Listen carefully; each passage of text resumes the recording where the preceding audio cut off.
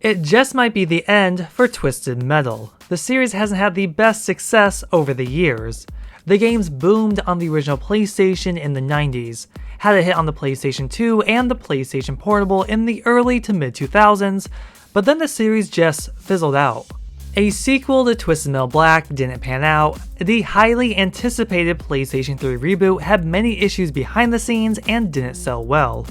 Even a planned movie adaptation was cancelled because of the reboot's poor reception.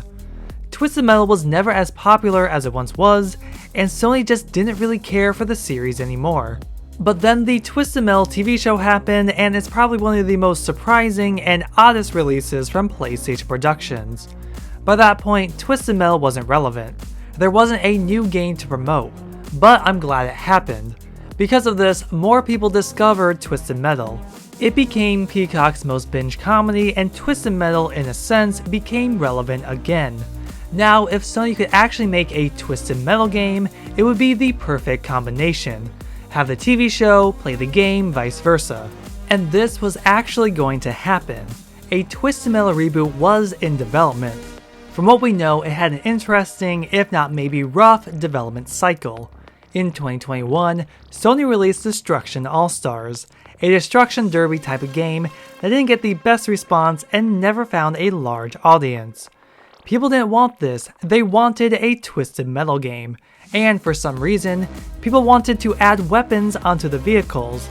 Despite the game not being a Twisted Metal type of game, people wanted to turn it into a Twisted Metal game. So in late 2021, reports circulated on a new Twisted Metal game in development by Lucid Games. Personally, I thought this was a wise choice. Destruction All-Stars had many issues, and despite numerous fixes and new events added in, it still couldn't find a large returning player base. But its core gameplay was pretty fun, and often I like to believe Destruction All-Stars was a lesson learned for the future.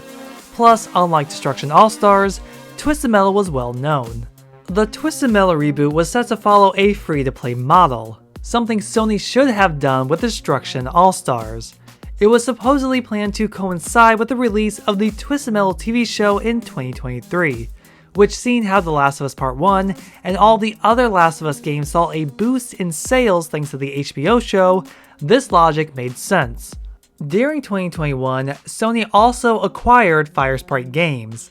They developed games such as The Playroom for the PlayStation 4's launch, the mobile game Run Sackboy Run, and more recently, Horizon Call of the Mountain for the PlayStation VR 2.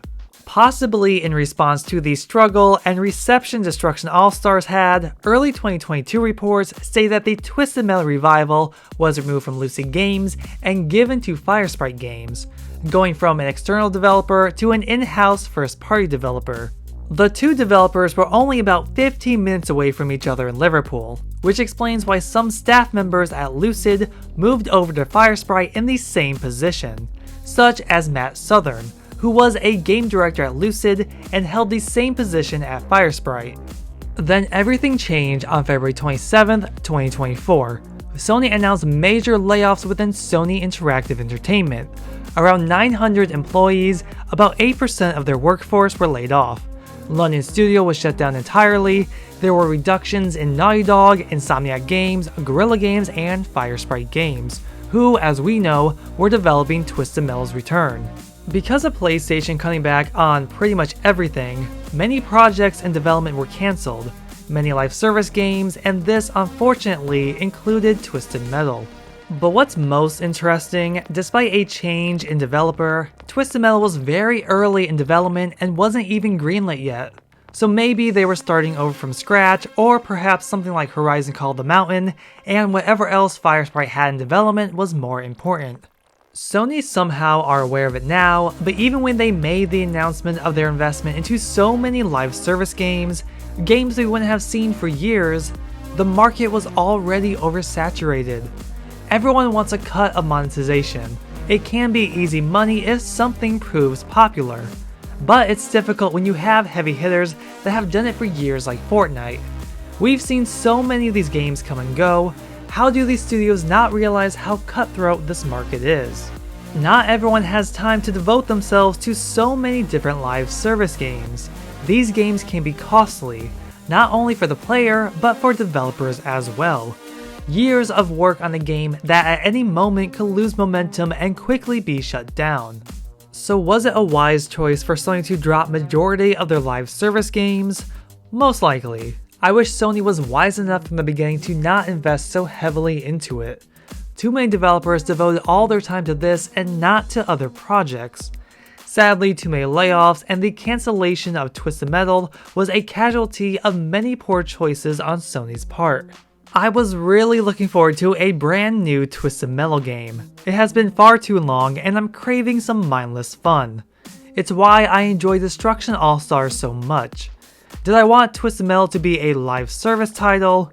Not really, but I also don't think I would have minded it. If Firesprite had a nice blend of offline single-player content with a great story and online multiplayer, I think it would have been perfect.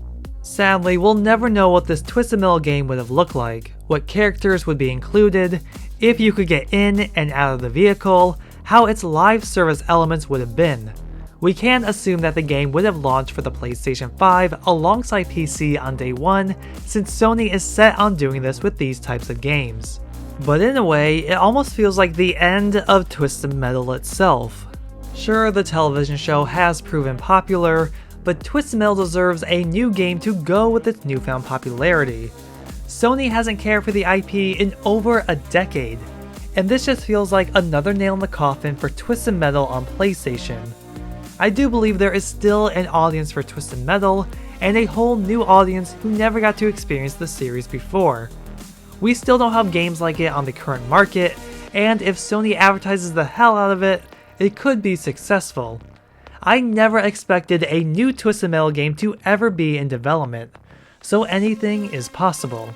What are your thoughts on the cancelled Twisted Metal PlayStation 5 game?